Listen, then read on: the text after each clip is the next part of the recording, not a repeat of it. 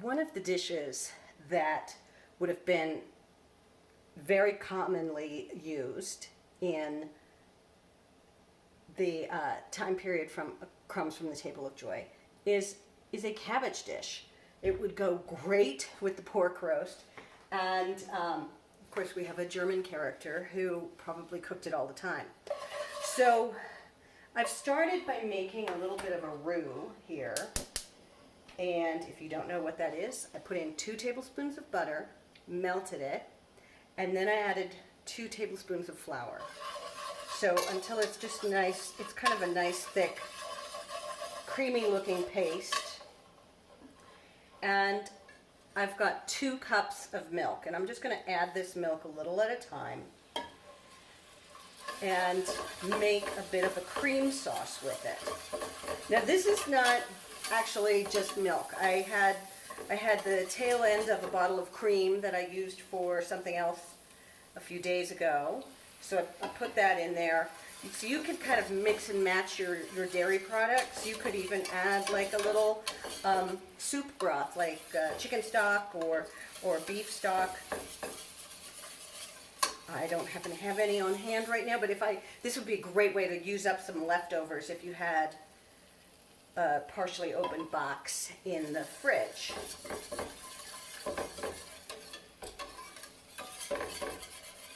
Now, my cabbage is already cooked. I cooked it last night, and I just threw it in a steamer. I sliced it really thin, threw it in a steamer until it was cooked, and then just put it in the fridge last night. So it's just cold cabbage right now. This is a great recipe to kind of just throw together.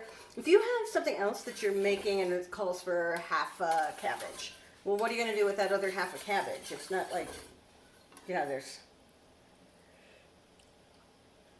a lot of call for cabbage recipes. So having an extra cabbage recipe under your belt is kind of a good thing.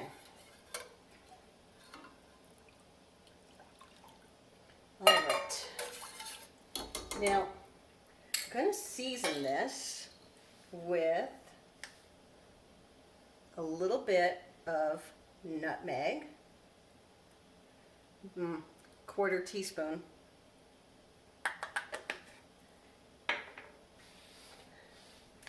Got a 1/4, let's put in 1/2 teaspoon of salt.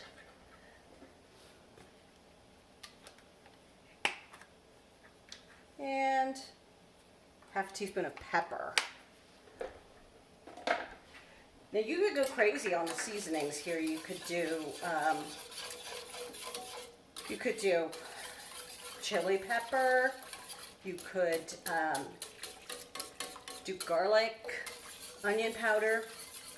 But I'm keeping this kind of simple because the star of this dinner is going to be that bourbon brown sugar pork. All right, so let's get this up to a boil, and we'll add the cabbage. I think I'm going to stop here. I'm going to come back and show, once the cabbage is all mixed, I'm going to show you what the next step is. Okay, we're ready to put this together.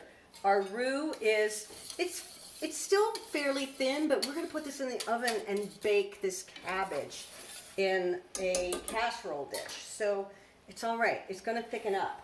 So let me just put the cabbage in here.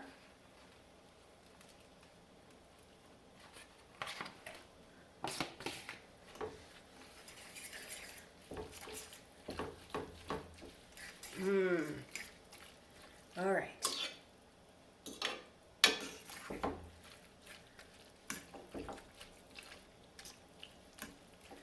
Okay. So it's all mixed up together. Well, let's put it in a pan. Get a spatula and scrape out this beautiful creamy stuff that is stuck at the bottom. Okay. And Let me put it here so you can see it better. Just gonna flatten it out and kind of spread it evenly in the pan, unlike the peach cobbler. All right. And let's put together, I've got 2 tablespoons of melted butter, and this is about, say that's about 1/3 of a cup cracker crumbs.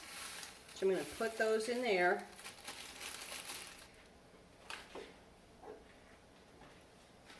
And mix those up. And I'm just going to take these cracker crumbs that are now soaking in butter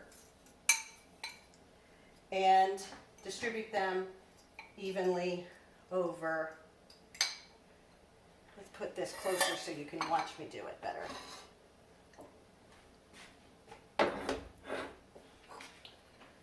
Is just get this little crumble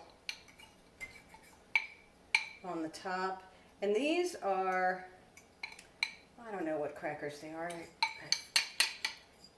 They're really good with cheese. I remember that. Kind of simple. They don't have any added, you know, they don't have like a salted coating or anything on the crackers, but looks like there's some pepper in these crackers too. I keep seeing the little black dots. Okay. So this is going to go into the oven at 350 degrees, and I will show you what it looks like when it comes out. And it's a very, very decadent. It's a very decadent side dish. You're going to love it. It seems weird to say decadent cabbage, but it's real. It's a real thing.